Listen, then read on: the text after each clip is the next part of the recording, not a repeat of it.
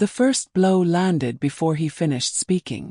Marcus Hale tasted iron and rain at the same time, the sound of knuckles cracking against his cheek echoing off the concrete underpass. Red and blue lights strobed across the wet pavement, slicing the night into fragments. Someone shouted commands that contradicted each other. Hands wrenched his arms back. A knee drove into his spine. He had been walking home. That was it. No car. No traffic stop. Just boots, uniform pants tucked neatly. Dog tags cold against his chest beneath a civilian jacket. "Stop resisting," the officer said, voice calm, rehearsed. Marcus's face scraped asphalt as he tried to breathe. His mind registered details the way training had wired it to. Angles, weight distribution, the tremor in the officer's hands. Fear masked as authority. Rage wearing a badge. A small crowd gathered. Phones rose, then hesitated, then lowered again. Silence did more damage than fists. One officer leaned close, breath sharp with coffee and contempt. "You people always think the rules don't apply to you." The sentence cut deeper than the baton. Sirens wailed in the distance, not for him, for backup, for reinforcement, for control. Marcus felt something fracture that had nothing to do with bone. Years of discipline held him still while pain spread like fire. Metal cuffs snapped shut. As they hauled him upright, his jacket fell open. Dog tags slid free, catching the light. The engraved name was visible for half a second. Rank beneath it. The officer noticed. Froze. His grip loosened. Then a voice crackled over the radio, sharp with urgency. "Attention all units, stand by. Incoming briefing from command." Every head turned. Marcus lifted his swollen eyes toward the patrol cars, toward the men who had broken him, just as the radio continued. "Prepare to receive Colonel Hale." Marcus Hale noticed the cruiser before it noticed him. The headlights slowed, sweeping over him twice, as if the first look hadn't been enough. He adjusted the strap of his duffel bag and kept walking, boots steady on the sidewalk. The night air smelled like rain and diesel. His phone buzzed once. He ignored it. "Hey!" He stopped. The word carried weight, stretched thin by authority. Marcus turned slowly. The patrol car idled at the curb. 2 officers inside. Windows down. One of them stared like Marcus had already failed a test he hadn't been told about. "Yes, officer," Marcus said. The driver's eyes flicked to Marcus's hands. "Where you headed?" "Home." "Where's that?" Marcus named the street. The officer repeated it into the radio, then asked, "You got ID?" Marcus reached for his pocket, deliberate. "I'm not driving." So I'm walking," Marcus said. "I haven't done anything wrong." The passenger door opened. The second officer stepped out, taller, broader, hand resting near his belt. "Just show the ID." Marcus handed it over. The officer studied the card too long. "What's in the bag?" "Gym clothes." "You mind if we take a look?" "I do mind," Marcus said. "Unless you have a reason." The taller officer smiled without warmth. "Step to the curb." "I haven't." "Now." Marcus complied. Training told him when to push and when to yield. He set the bag down. The driver joined them, circling. The taller officer unzipped the bag, rifled through, came up with nothing. "Hands behind your back," the driver said. "For what?" Marcus asked. The answer came as pressure between his shoulder blades. His balance went. Asphalt rushed up. Pain exploded across his face. "Stop resisting," someone said. "I'm not," Marcus grunted as a knee pinned him. Gravel bit into his cheek. He tasted blood. A voice nearby muttered, "Damn." Phones appeared, then disappeared. The cuffs snapped tight. "Too tight." "You people always act surprised," the taller officer said. "Like you don't know how this ends." Marcus breathed through it. Counted. Controlled. He thought of the men he'd led, the discipline he'd demanded. He thought of the promise that uniform meant something. They hauled him up. His jacket slipped open. Dog tags slid free, clinking softly. The driver glanced down. Froze. "What's that?" he asked. "Personal," Marcus said. The driver squinted, reading. His jaw tightened. "You in the military?" "Yes." The taller officer scoffed. "That doesn't mean." The radio crackled. "Unit 12 status." The driver hesitated. "We've got one detained." "Copy. Stand by for update." Marcus met the driver's eyes. "Am I being charged?" The driver didn't answer. Sirens approached, distant but growing. The taller officer shifted his stance, uncertainty leaking through the bravado. The radio spoke again, sharper now. "All units in the sector, prepare for joint operations briefing. Command staff en route." The driver swallowed. "What unit you with?" he asked Marcus quietly. Marcus didn't answer. The cruiser lights kept flashing, painting the street in red and blue, as the radio finished the sentence that changed everything. The holding cell smelled like bleach and old sweat, a sterile attempt to erase what lingered. Marcus sat on the narrow bench, wrists still aching where the cuffs had bitten too deep. His reflection stared back at him from the scratched metal wall, left eye swelling shut, a cut along his cheekbone already stiffening. He catalogued the damage without emotion. Habit. Assessment before reaction. The door clanged shut behind him. Outside the bars, voices drifted in and out, low, irritated, defensive. "You didn't have to take him down like that." He squared up. "He didn't." Was. Then quieter. "You saw the tags, right?" "Doesn't matter." Marcus closed his eyes. The silence afterward felt deliberate, curated. This was the part people didn't film. The waiting. The slow recalibration of truth. A young officer walked past, not looking at him. Another followed, glanced once, then away. No one spoke to him for a long time. Eventually, a man in a wrinkled shirt and loosened tie appeared, clipboard tucked under his arm. Mid-40s. Sergeant stripes on his sleeve. He stopped outside the cell and looked Marcus over with practiced detachment. "You need medical?" the sergeant asked. "I need a phone call," Marcus replied. "You'll get one." "When?" "After intake." Marcus met his eyes. "I was assaulted." The sergeant's jaw tightened almost imperceptibly. "That'll be reviewed." "By who?" "Internal affairs, if it comes to that." "If it comes to that," Marcus repeated. The sergeant didn't respond. He scribbled something and walked away. Time stretched. Marcus measured it by the ache in his ribs and the pulse behind his eye. He replayed the stop in his head, not obsessively, methodically. Words used. Body positioning. The moment the officer decided force was acceptable. The moment the crowd decided silence was safer. A woman's voice broke through his thoughts. "Hail!" He looked up. She stood just beyond the bars, holding a thin folder. Public defender badge clipped to her jacket. Early 30s. Tired eyes, sharp posture. "I'm Ms. Alvarez," she said. "I'm assigned to you for the moment." "For the moment," Marcus echoed. She gave a brief, humorless smile. "You're being held on disorderly conduct and resisting." Marcus laughed once. "Hurt." "Resisting what?" She glanced down at her notes.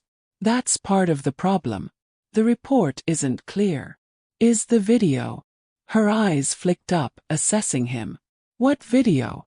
"People were filming." She exhaled slowly. "There's already a clip circulating." "Short. Shaky. No audio." "It shows you on the ground before any resistance."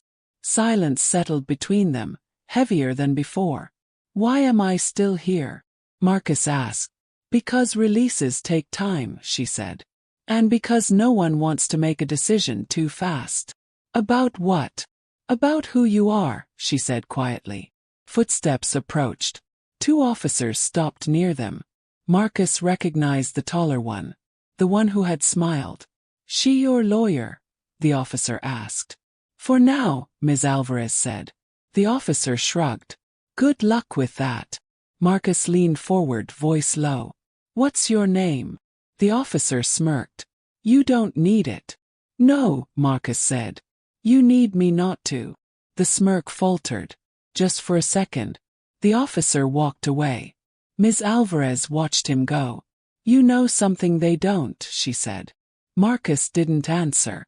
Hours later, the sergeant returned with paperwork. You're being released pending review. Charges dropped? Marcus asked. Deferred. So no. The sergeant slid the forms through the slot. Sign. Marcus signed. As he stood, dizziness washed over him. He steadied himself on the bars.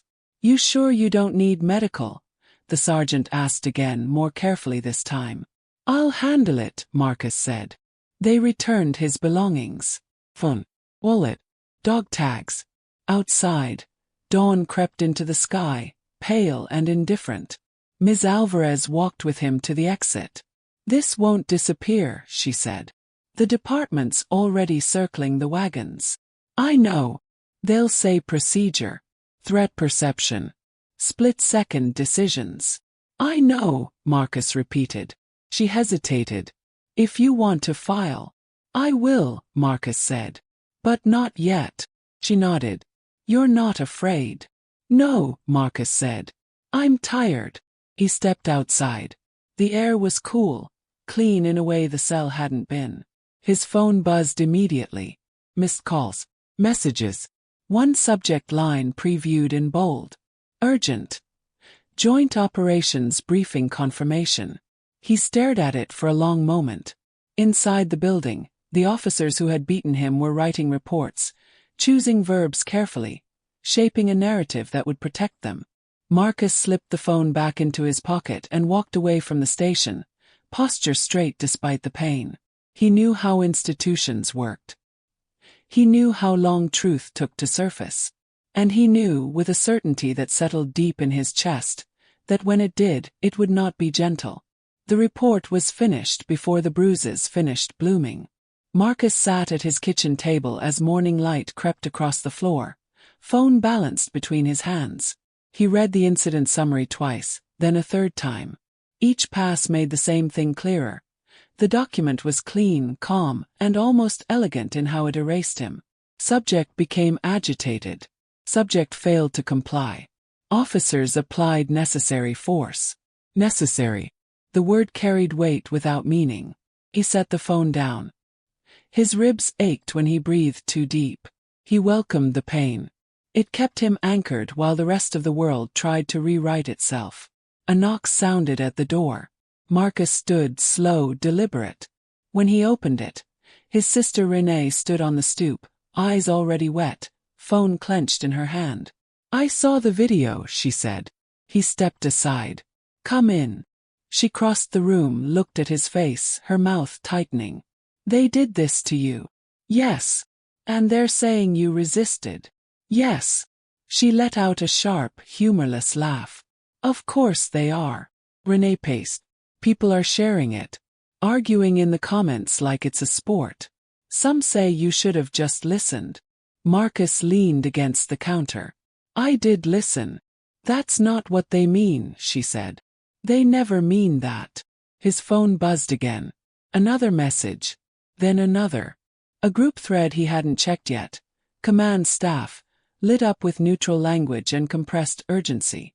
Need confirmation of your availability. Briefing scheduled. Uniform required. Renee noticed his expression. What? Work, Marcus said. She stared at him. After last night. Especially after last night. At the station, the officers were doing the same thing Marcus had done in his kitchen. Reviewing, revising, sanitizing. The taller officer leaned back in his chair, boots on the desk. I's not touching this. Not yet, the driver said. But that clip's gaining traction. It's nothing, the taller one replied. No audio. No context. No context, the driver repeated, though his eyes kept drifting to the door. A lieutenant entered, folder tucked under his arm. We need to be aligned, he said. Same language. Same sequence. The taller officer smirked. We are. The lieutenant's gaze hardened. You didn't mention the tags. The room stilled. They fell out, the driver said. After. After what? After the takedown. The lieutenant exhaled. Military's already called. So? The taller officer snapped. That doesn't put him above the law. No, the lieutenant said. But it puts us under a microscope. Across town, Marcus stood in front of his mirror, fastening his uniform with steady hands. The fabric felt heavier than usual. Not because of rank. Because of memory. Renee watched from the doorway. You don't owe them anything, she said. Marcus adjusted the insignia on his collar. I owe the truth to the people who don't get to leave the station. She swallowed. Then don't let them make you smaller. He met her eyes. I won't. The briefing room at headquarters buzzed with forced normalcy. Coffee cups, muted jokes, officers straightening chairs when command staff entered. When Marcus stepped through the door, the sound dipped. Not silence, but something close. A captain glanced up, frowned, then checked the roster in front of him. His frown deepened. Marcus walked to the front, every step measured. The taller officer sat near the back. He leaned toward the driver. That's him. No, the driver whispered. That's not. Marcus stopped at the podium. He didn't speak yet. He let the room feel him. Colonel Marcus Hale, the captain said slowly, standing now. Joint Operations Command. Chairs scraped back. A ripple moved through the room, recognition colliding with denial. The taller officer stood halfway, then froze. Marcus scanned the faces. He saw calculation, shame, resistance. He saw the familiar posture of men realizing power had shifted, not because of justice, but because of visibility. I'll be overseeing coordination for the next phase, Marcus said evenly. Before we begin, there's a matter of conduct that needs addressing. No one spoke. The taller officer's jaw clenched. Marcus continued. Last night, I was detained by members of this department. The reports I've reviewed do not match the footage, nor my experience. The captain stiffened. Sir, perhaps this. This is precisely the place, Marcus said. He turned slightly, eyes locking onto the taller officer. You wrote that I resisted, Marcus said. Tell me what that looked like. The officer swallowed. Sir. Tell me, Marcus repeated. Silence stretched. The room held its breath. The captain's voice cut in. Officers stand. Chairs snapped back. Boots hit the floor. Attention. The captain turned to Marcus. Colonel Hale, on behalf of this department. Marcus raised a hand. Not yet. He looked at the men lined before him. The ones who had beaten him. The ones who had watched. The ones who had written lies. Before we proceed, Marcus said, I want every officer who put hands on me to step forward. No one moved. Then, slowly, the taller officer stepped out of line. Marcus held his gaze. Salute, the captain ordered. Hands rose. The room filled with the sharp, hollow sound of obedience. Marcus stood there, face unreadable, as the weight of the gesture settled. Not as victory, but as proof of how broken the system had been all along. The salute ended, but its echo didn't. Marcus lowered his hand first. The officers followed a beat too late, like men waking from a bad dream they couldn't deny having. No one sat down. No one spoke. Authority had shifted, but the room hadn't learned how to hold it yet. The captain cleared his throat. Colonel Hale will be coordinating federal and municipal assets for the duration of the operation. Carry on, sir. Marcus nodded once and stepped fully behind the podium. The microphone hummed softly. He didn't touch it. I'm not here to make an example, Marcus said. I'm here to make sure an example isn't necessary. Several officers avoided his eyes. Others stared straight ahead, faces rigid with practiced neutrality. He clicked the remote. A map appeared on the screen behind him. Logistics. Timelines. He spoke with precision, voice level, the same cadence he used overseas when mistakes meant bodies. The room relaxed slightly, comforted by familiarity. This was safe territory. Structure. Orders without morality attached. Then Marcus stopped. Before we move forward, he said, we're going to address last night. Temperature dropped. The captain shifted beside him. Sir, internal affairs. Will do what it always does, Marcus said. Later. Quietly. Internally. A murmur rippled through the room. Not dissent. Recognition. Marcus turned to the screen again. The map vanished, replaced by a still frame from a phone video. Grainy. Crooked. A body on the ground. Red and blue light washing over skin. No audio. No context. Just reality. This is what the public saw, Marcus said. What they didn't see was the report written afterward. He clicked again. Excerpts appeared. Sanitized language. Passive constructions. Necessary force. You call this procedure, Marcus said. I call it insulation. The taller officer shifted at the back, jaw working. Marcus faced them fully now. I've led men into combat. I know fear. I know split-second decisions. I also know what restraint looks like. He paused. Let the words land. What happened last night wasn't fear, Marcus said. It was permission. The captain's face tightened. Sir, with respect. With respect, Marcus echoed, calm and sharp. Is what was missing. Silence followed. Not the hollow kind from the cell. This one was charged. A lieutenant raised his hand halfway, then thought better of it. Sir, what are you asking of us? Marcus studied him. Accountability. That's vague, the lieutenant said carefully. It's uncomfortable, Marcus replied. There's a difference. The taller officer spoke without standing. Are we on trial here? Marcus looked directly at him. You're on record. The officer flushed. We didn't know who you were. A few heads turned. Marcus's voice didn't change. That's the point. The room absorbed it slowly, like a bruise forming. I didn't earn safety because of rank, Marcus continued. I survived despite the assumption that I didn't belong. The uniform only changed how fast the truth caught up. He clicked off the screen. The lights came back up. Faces looked older somehow. We'll proceed with the operation, Marcus said. But understand this. Every interaction you have in the field reflects more than policy. It reflects character. He stepped back. Captain. The captain nodded stiffly. Dismissed. Chairs scrape. Officers filed out in clusters. Whispers starting immediately. Careful and coded. The taller officer lingered, then approached, stopping a few feet away. Sir, he said. Marcus waited. I didn't know, the officer said again, quieter. Marcus tilted his head slightly. You've said that. The officer swallowed. I never would've. Done what? Marcus asked. Finished the sentence. The officer's mouth opened. Closed. It doesn't matter now. No, Marcus said. It mattered then. The officer stood there, stripped of posture, stripped of certainty. What happens to us? That's not my decision, Marcus said.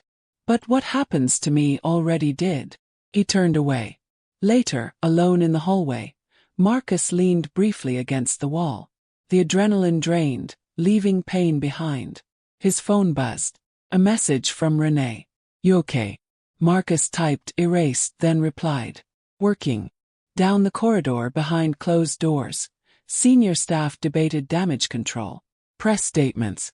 Language. Ticks. Marcus straightened and walked past them all. Uniform immaculate, expression controlled. The briefing room was behind him now. The consequences were not. They lined them up again that afternoon. Not for ceremony. For optics. Marcus stood at the edge of the training yard, hands clasped behind his back, watching the department reassemble itself under the weight of attention. News vans idled outside the gates. Federal observers stood in small, quiet clusters. The city had decided this moment needed witnesses. The officers filed into formation with mechanical precision. Boots aligned. Shoulders squared. Faces locked into neutrality so tight it bordered on panic. Discipline without dignity. The captain stepped forward. His voice carried, rehearsed and thin. This department acknowledges the presence of Colonel Marcus Hale, Joint Operations Command. Marcus felt the words land on him like borrowed clothing. Too formal. Too late. He scanned the line. The taller officer stood in the second row. Eyes forward. Jaw clenched. The man looked smaller outside the cruiser, stripped of motion and leverage. Not harmless, just exposed. The captain continued. In recognition of rank and authority, this department will render honors. A murmur moved through the crowd of observers. Phones lifted. Lenses focused. Marcus exhaled slowly. Attention, the captain commanded. The officers snapped to readiness. Salute. The sound came sharp and unified. Hands striking brows, elbows locked, obedience delivered on reflex. It was the cleanest movement they had made all day. Marcus did not return it immediately. He let the moment stretch. The salute hung in the air, hollow and performative, a gesture meant to correct the narrative without touching the cause. He saw what it cost them to hold the position. How long authority could be mimicked without belief. Then he raised his hand. The return salute was precise, controlled, empty of triumph. Cameras clicked faster. When his hand dropped, the officers followed, a fraction of a second late. The delay was small. Mattered anyway. That concludes the formal acknowledgement, the captain said quickly. Dismissed. The formation broke. The taller officer hesitated, then stepped out of line. He walked toward Marcus, stopping just short of protocol distance. Sir, he said. Marcus waited. I want to say. The officer swallowed. I didn't know who you were. Marcus's eyes stayed on him. You've said that. I mean, if I had known. You would have behaved differently, Marcus finished. Yes. That's not an apology, Marcus said. That's a condition. The officer flushed. I didn't mean it like that. It doesn't matter how you meant it, Marcus replied. It matters how it works. The officer's shoulders sagged. I've worn this badge 15 years. And I've worn a uniform longer, Marcus said. Neither excuses last night. Silence stretched between them, thick with things the officer did not have language for. What happens now? The officer asked. Marcus looked past him, toward the gates, toward the cameras, toward a system already reshaping the story. Now you live with the version of yourself everyone saw. The officer nodded once, stiff and brittle, then stepped back into the dispersing crowd. Across the yard, a lieutenant spoke urgently into a phone. We need to get ahead of this. Emphasize cooperation. Mutual respect. Mutual respect. The phrase drifted across the space like a bad joke. A federal observer approached Marcus. Civilian clothes. Careful eyes. Sir, statements are being drafted. The department wants alignment. Marcus met his gaze. Alignment with what? With de-escalation, the observer said. With unity. Marcus's jaw tightened. Unity without truth is compliance. The observer hesitated. The city's nervous. They should be, Marcus said. As the crowd thinned, Marcus felt the fatigue settle in. Not physical, something deeper. The cost of standing upright when everything around you wanted the moment, not the meaning. Renee stood near the fence, arms folded. She hadn't said a word since arriving. When Marcus approached, she searched his face. They saluted you, she said. Yes. That's supposed to mean something. It means they know how to follow orders, Marcus replied. She shook her head. I wanted it to feel bigger. So did they, Marcus said. That's why it doesn't. A reporter called out from behind a barrier.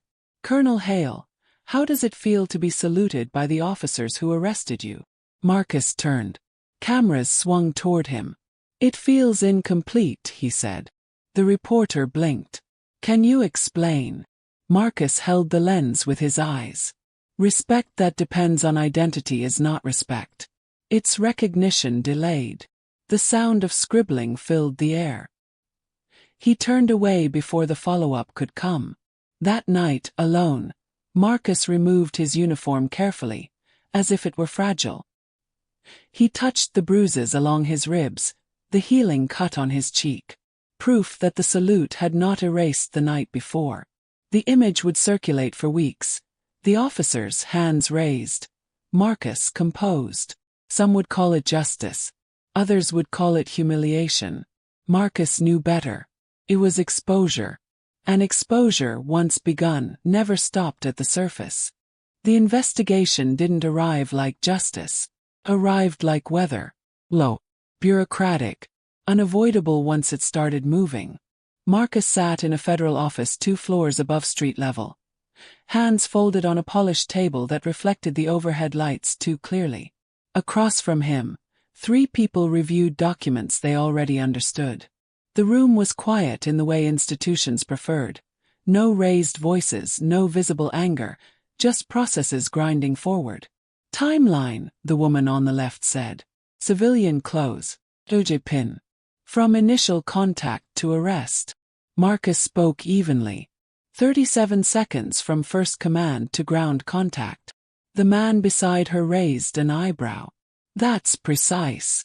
Marcus met his gaze. It had to be. They nodded, writing nothing. Screens flickered to life. The video again. Different angle this time. Longer.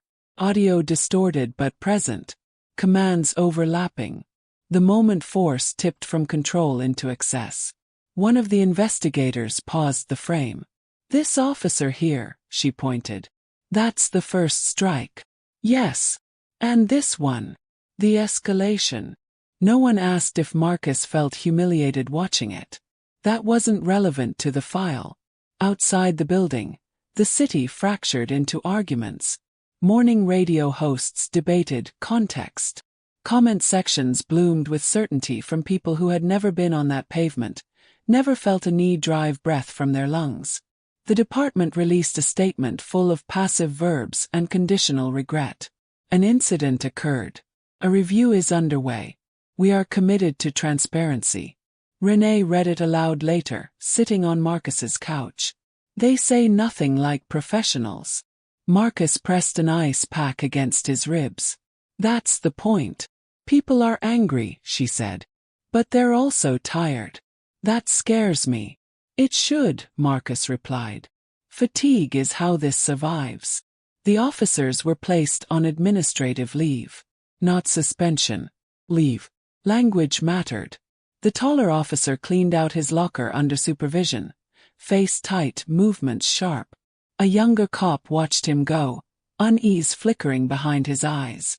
You think they'll actually charge him? The younger one asked quietly.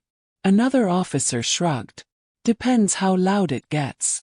How loud is loud? Federal loud. The department held a closed-door meeting. Union reps argued procedure. Command staff argued optics. No one argued the video. The captain spoke last. This can't be contained anymore. A union lawyer snapped back. It can be reframed. Across town, Marcus received the call. Colonel Hale, the voice said, careful. We'd like you to testify. Publicly. Marcus asked. Yes. There will be backlash. There already is, Marcus said. That night, Marcus stood in front of the mirror again, adjusting a tie he didn't want to wear. The bruises were fading into sick yellows and greens. Healing enough to hide. Not enough to forget. Renee leaned against the doorway. You don't owe them this. I owe myself clarity, Marcus said. The hearing room buzzed with anticipation. Cameras. Reporters. Activists holding signs just outside the doors. Inside, officials shuffled papers, faces set to neutral. Marcus took his seat at the witness table. State your name and position for the record, the chairwoman said. Colonel Marcus Hale, he replied. Joint Operations Command. Do you swear? I do.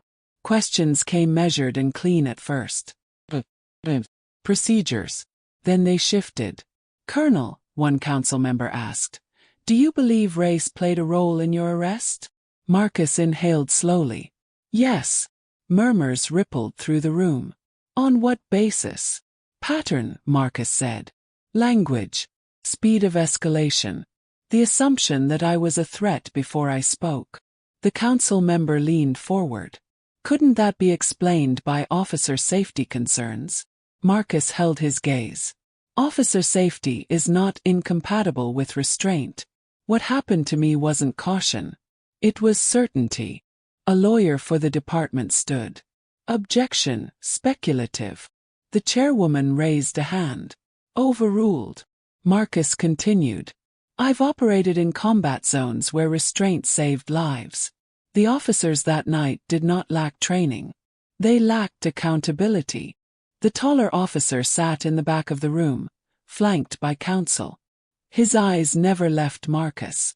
When it was over, the room emptied in waves. Supporters approached carefully. Critics shouted questions. Marcus declined all comment except one. This isn't about me, he said into a cluster of microphones. It's about what happens when authority goes unchallenged long enough to forget its limits. The fallout accelerated. Charges were filed. Not the highest.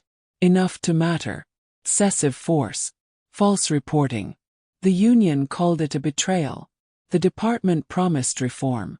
The taller officer was suspended without pay pending trial. His name trended for 12 hours, then disappeared beneath the next outrage. Marcus sat alone that evening, lights off, city noise filtering in. The phone rang again. Unknown number. He answered. I don't expect forgiveness, the voice said. The officer's voice. Quieter now. Stripped of edge. But I needed you to know I was wrong. Marcus closed his eyes. The apology landed differently than before. Not lighter. Heavier. I believe you, Marcus said. Silence. That doesn't undo it, the officer said.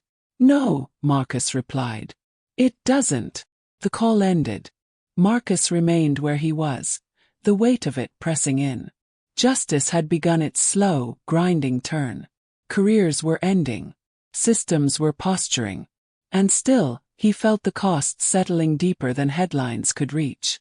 Because accountability didn't heal. It only exposed what healing would require. The verdict did not arrive with drama. No gasp, no shout, no cinematic pause. It came folded inside a press release, delivered through neutral fonts and restrained language, as if restraint could soften what had already been exposed. 2 officers found in violation of departmental use of force policy.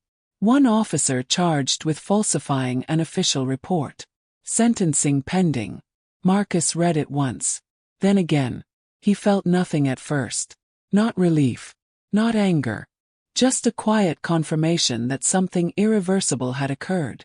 Renee called an hour later. They're saying it's accountability. It's consequence, Marcus said. Accountability would have prevented it. She was quiet on the line. Are you okay? Yes, Marcus replied. It was true in the narrowest sense. At the precinct, the mood curdled. Lockers emptied faster now. Officers spoke in lowered voices, glancing over shoulders. Training sessions were added. Seminars. Body camera refreshers. Posters about community trust appeared overnight, laminated and impersonal. The taller officer, Evan Brooks, returned once to retrieve personal items under escort. He moved through the hallway like a ghost of authority, stripped of uniform, dressed in civilian clothes that didn't fit the man he used to be. A younger officer watched him go. That could have been any of us, he muttered. No, another replied. It was him. The difference mattered.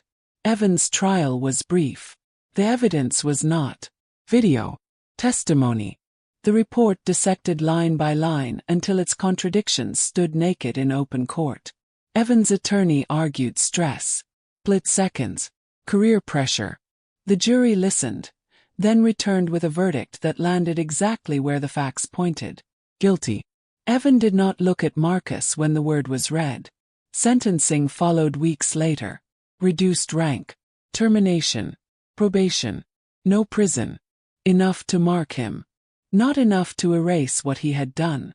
Outside the courthouse, protesters argued on opposite sides of the steps. Some called it a witch hunt. Others called it overdue. The truth, as always, sat somewhere less dramatic. Marcus gave no statement. Inside the department, blame moved sideways. Command staff quietly retired.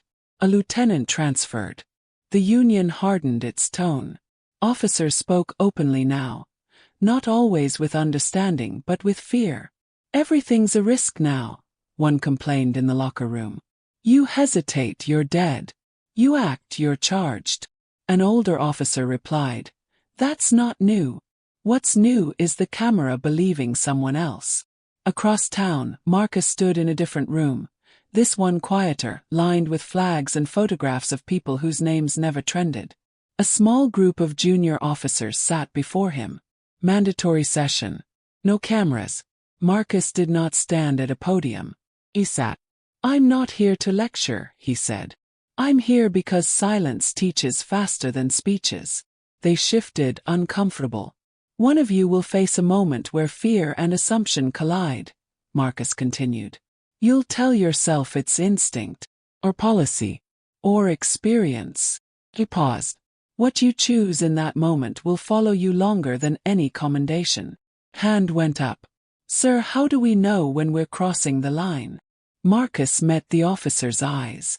"When you stop seeing a person and start seeing a category." No one wrote that down. They didn't need to. Afterward, Marcus sat alone in his office, lights dimmed. The city outside moved on as cities always did. New stories replaced old ones. New names cycled through outrage. His phone buzzed. A message from a number he didn't recognize. "My son saw the video. He asked why they hurt you. I didn't have an answer. Thank you for not letting it disappear." Marcus stared at the screen longer than he needed to. That night, he dreamed of the pavement again. Not the impact, but the silence afterward. The way people had watched and decided distance was safer than interruption. He woke before dawn, heart steady, jaw tight. The department issued its final statement weeks later. New protocols. New oversight committee. New language. Marcus read it carefully. It was better than nothing. It was not enough. On his last day assigned to the city, the captain stopped him in the hallway. "Older now. Smaller somehow. You didn't have to push as hard as you did," the captain said. Marcus considered the man. "Neither did your officers." The captain nodded once. "Fair." They shook hands. The gesture meant more than the salute ever had. Not because it was respectful, but because it was human. Outside, Renee waited by the car. "Done?" she asked. "With this," Marcus said. As they drove away, Marcus looked back at the building one last time. Not with satisfaction. Not with bitterness. With clarity. The system had not collapsed. It had not redeemed itself. But it had been forced to flinch. And sometimes, Marcus knew, that was the first visible sign that power had finally been seen. The city did not remember him for long. That was the quiet truth Marcus accepted once the headlines stopped calling. Once the commentators moved on. Once his name became a footnote attached to phrases like policy shift and departmental reform. Cities were efficient that way. They absorbed disruption, learned just enough to stabilize, then returned to motion. Marcus stood at the edge of a training field months later, watching a new class of recruits run drills beneath a pale morning sky. Their movements were uneven, uncertain. Power not yet settled into their bones. He preferred them like this. A captain approached, clipboard tucked against his chest. Younger than most Marcus had dealt with before. Different posture. Less inherited certainty. "They asked if you'd say a few words," the captain said. Marcus didn't answer immediately. He watched a recruit stumble, then recover without being yelled at. That mattered more than speeches ever would. "I'll talk," Marcus said. Briefly. They gathered under a canopy. No cameras. No press. Just uniforms and anticipation. Marcus didn't introduce himself. "You know who I am," he said. "And you know why." Some nodded. Others stiffened. "I'm not here to tell you policing is easy," Marcus continued. "It isn't. I'm not here to pretend fear doesn't exist. It does. He stepped closer. But fear doesn't absolve you. And authority doesn't replace judgment. Silence held. When you put on a uniform, Marcus said, you inherit power older than you, dirtier than you, stronger than you. He paused. What you do with it will outlive your intentions. No one interrupted. That's all, Marcus said. He stepped away. Later, alone in his office, Marcus packed the last of his belongings. Not many things. A framed photo of his unit overseas. A folded flag. Dog tags he hadn't worn since that night. He held them for a moment before placing them in a drawer instead of the box. Some reminders didn't need to travel. Renee met him outside again like she always did now. The habit had formed quietly. Support without ceremony. You look lighter, she said as they walked. I am, Marcus replied. And heavier.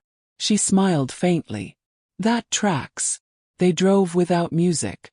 The city passed by. Bus stops, corner stores, sidewalks that carried stories no one filmed. Marcus watched people move through their lives, aware now of how thin the line was between anonymity and harm. At a red light, a patrol car pulled alongside them. The officer glanced over, recognized Marcus, hesitated, then nodded. It wasn't a salute. Marcus nodded back. That night, Marcus sat on his balcony, city lights flickering below. He thought about Evan Brooks, not with anger but with clarity. A man undone not by hatred alone, but by permission. By years of reinforcement that taught him who mattered before he ever chose for himself. Marcus knew that story too well. It was the same one he had spent his career trying to interrupt overseas. Cycles of power unchallenged until violence became routine. The phone buzzed. A message from a community organizer he barely knew. We're starting a civilian oversight workshop. Not flashy. Just slow work. Thought you should know your testimony mattered. Marcus set the phone down. He didn't reply. Some things didn't need acknowledgement to be true. Weeks later, he stood before a mirror again. Civilian clothes. No insignia. No armor. The man looking back at him was older than the one who'd been forced to the pavement, but steadier. He touched the faint scar on his cheek. Almost gone. The memory wasn't. Marcus understood now what the salute had really been. Not an apology. Not justice. Not respect. It was a reveal. A moment where power was forced to recognize itself in the body it had tried to break. A moment that showed how conditional dignity had always been. He didn't carry satisfaction from that realization. He carried responsibility. Because exposure once achieved demanded continuation. Quiet work. Repetition. Refusal to let language smooth over harm before it healed. Marcus turned off the light and went to bed. Tomorrow he would fly out to a different city. Another briefing. Another set of uniforms. Another system that believed it was exceptional. He would walk into it the same way he always had. Upright, unflinching, aware of the cost. Not because he believed one man could change institutions, but because he had learned, painfully and publicly, that silence was the only thing power truly depended on. And he had already broken that. Chapter 9 BNA Dine. Chapter 9. What Remains? 1,100 words. Marcus learned the weight of quiet work in places no one named victories. The new city looked familiar in all the ways that mattered. Wide streets, clean headquarters, officers who spoke confidently about training and culture as if those things were settled facts. The banners on the walls promised service. The mission statements used the right words. They always did. Marcus stood at the back of a briefing room this time, not at the front. An observer. Reminder. The local chief spoke about partnership, about learning from other departments' mistakes. Not ours, the tone implied. Marcus watched faces as the chief spoke. He had learned where to look, not at the confident ones but at the quiet officers. The ones absorbing everything without reacting. Those were the ones who would decide what survived after the cameras left. After the briefing, a young officer approached him in the hallway. Early 20s. Nervous posture. hands clasped too tightly. "Sir," the officer said. "Can I ask you something?" Marcus stopped. "You just did." The officer flushed. "I mean, how do you live with it? Knowing the system's bigger than any correction." Marcus studied him for a moment. "You don't live with it," he said. "You live against it." The officer nodded slowly, like the answer was heavier than expected. That night, alone in a hotel room, Marcus turned on the television without sound. News scrolled endlessly. Different city. Different video. Familiar words repeated with minor variations. He turned it off. The phone rang. Unknown number. Marcus answered. "Hail, sir," a woman said. Her voice was steady but careful. "My name is Denise Carter. My husband was arrested last year. Similar situation. No rank. No cameras." Marcus closed his eyes. "I remember the case. They closed it," she said. "No charges. No review." "I know." She hesitated. "I don't need you to fix it. I just needed to know someone saw it." Marcus sat down slowly on the edge of the bed. "I see it." The line went quiet for a second. Then she said, "That's enough." When the call ended, Marcus stayed where he was, the weight settling in places that hadn't bruised. Back home weeks later, he returned to the balcony where the city hummed below. Renee joined him with 2 cups of coffee.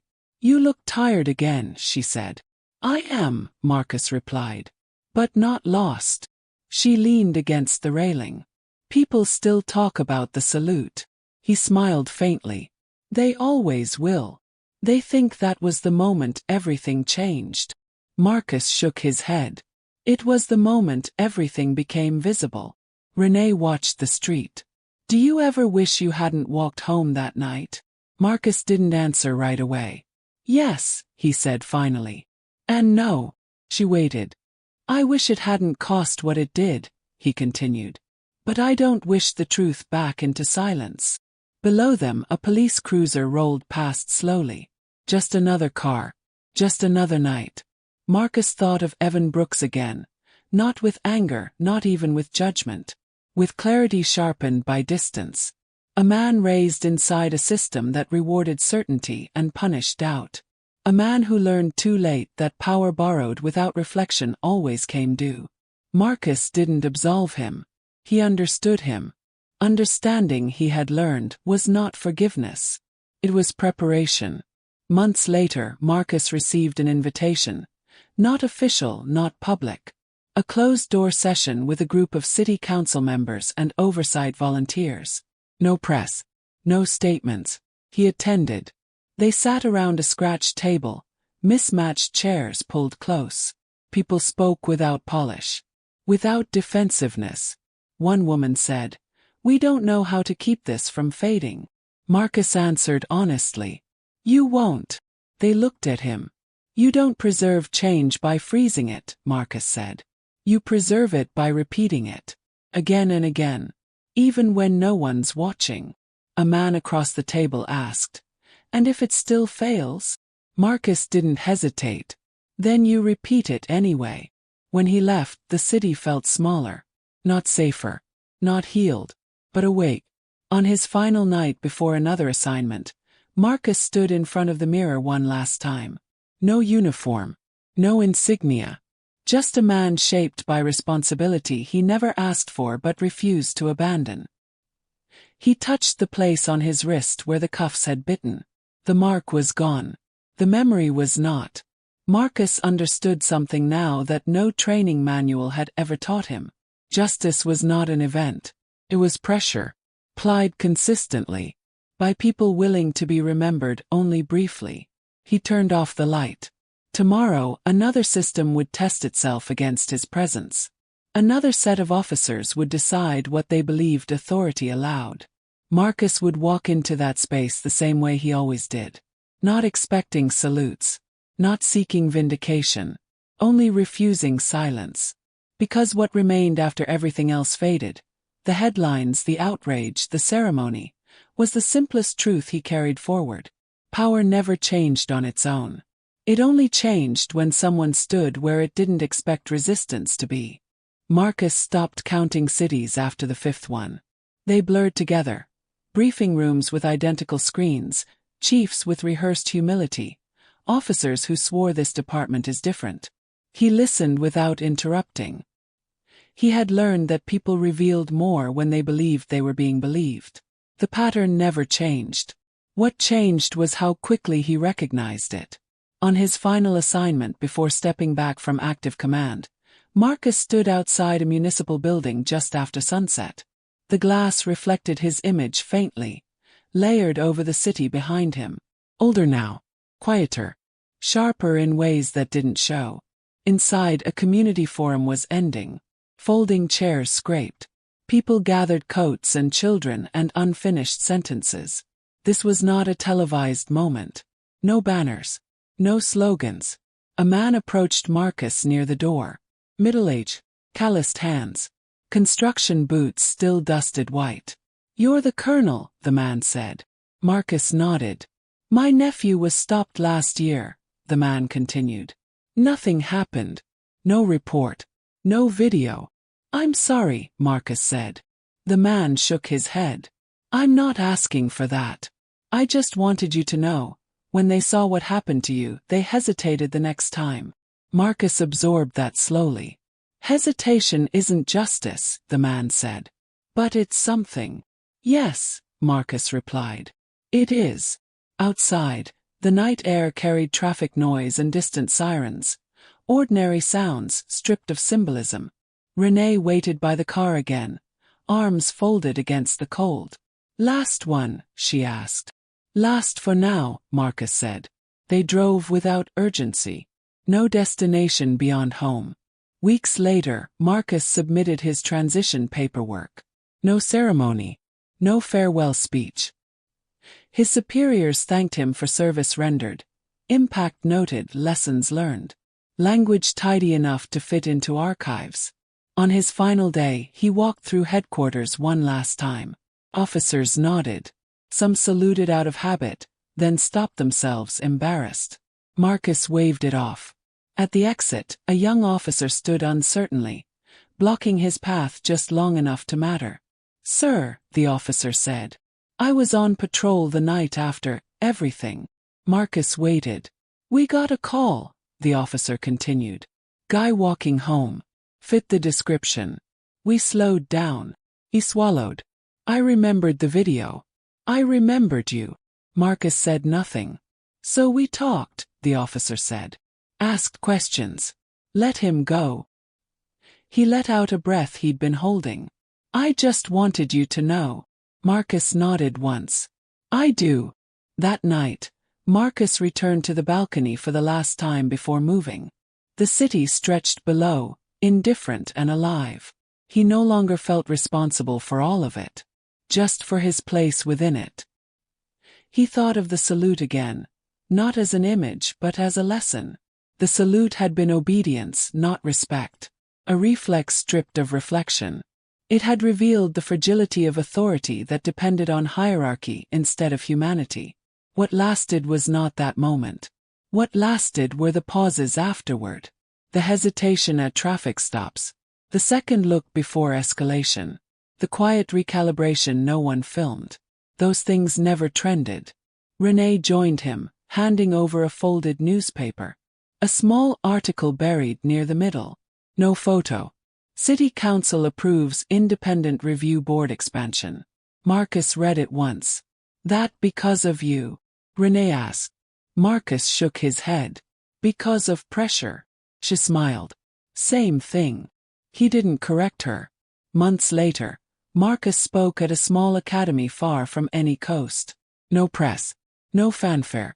He ended the session the same way he always did now. "I won't be here to see what you become," he told them. "That's the point." A recruit raised a hand. "Sir, do you believe things actually change?" Marcus considered the question carefully. Not because it was hard but because it deserved precision. "Institutions don't change," he said. "People do. Sometimes enough of them at once." The room was quiet. That's the only version of change that's ever been real. Years later, the video would still surface occasionally. Comment threads would still argue. Someone would still say he should have complied. Marcus knew that story would outlive him. What mattered more was the unseen line he had drawn, and how many times it had been crossed by people choosing restraint instead of certainty. On his last night in the city, Marcus packed lightly. He left the dog tags behind, sealed in a drawer. He took nothing symbolic with him. At dawn, as he closed the door, he paused, not out of nostalgia, but awareness. He had learned this much with absolute clarity. Power never surrendered. It adapted. It learned where resistance lived. And once it learned that, it hesitated. Marcus stepped into the morning without ceremony, without expectation. Not a symbol, not a warning. Just a man who had stood where silence once was, and refused to move.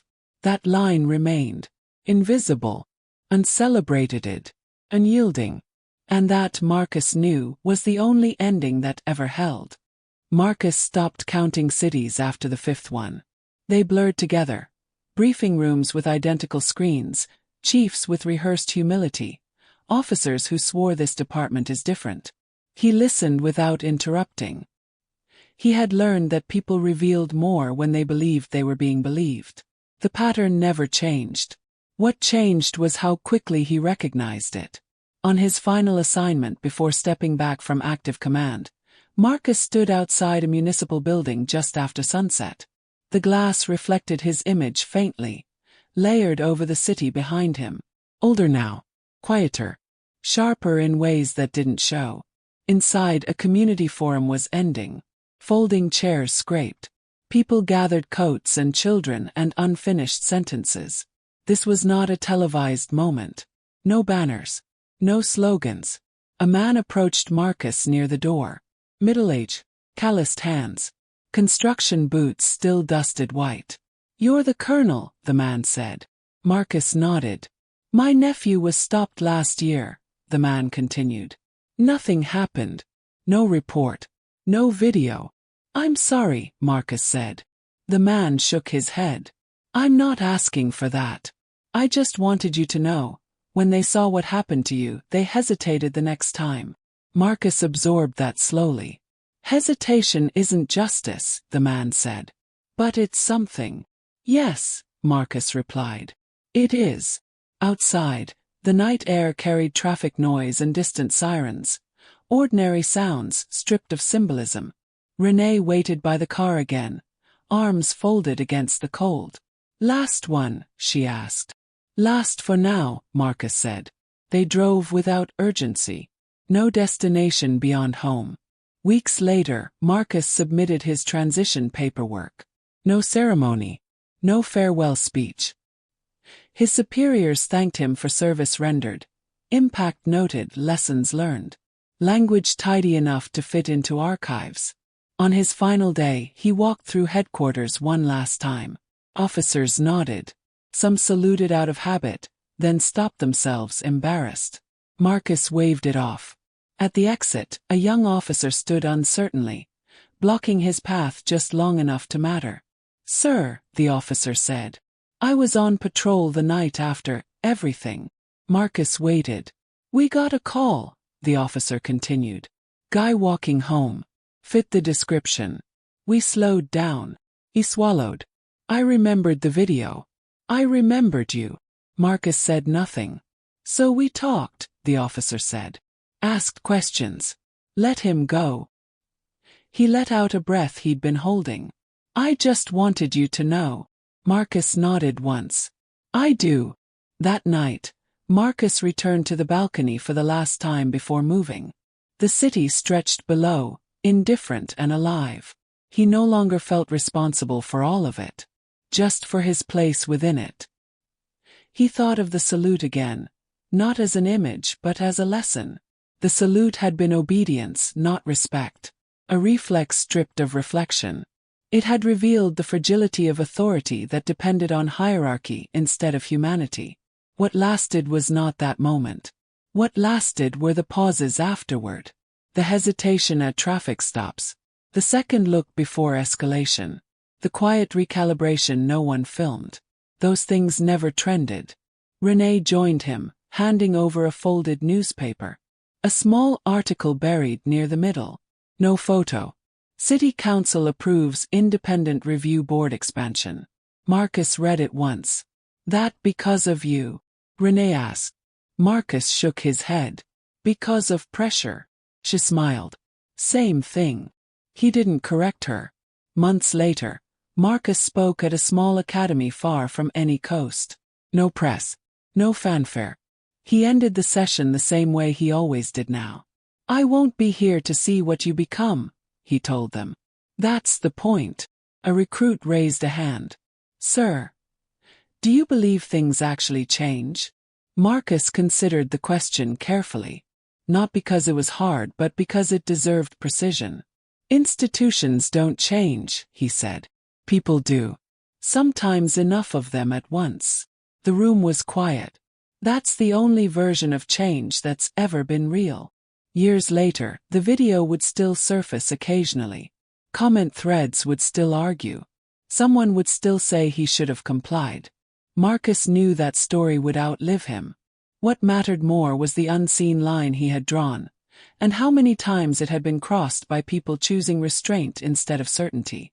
On his last night in the city, Marcus packed lightly. He left the dog tags behind, sealed in a drawer. He took nothing symbolic with him.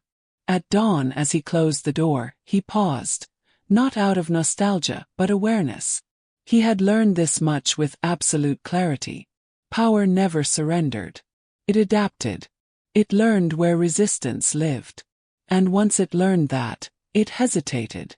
Marcus stepped into the morning without ceremony, without expectation. Not a symbol. Not a warning. Just a man who had stood where silence once was, and refused to move. That line remained. Invisible. Uncelebrated. Unyielding. And that, Marcus knew, was the only ending that ever held.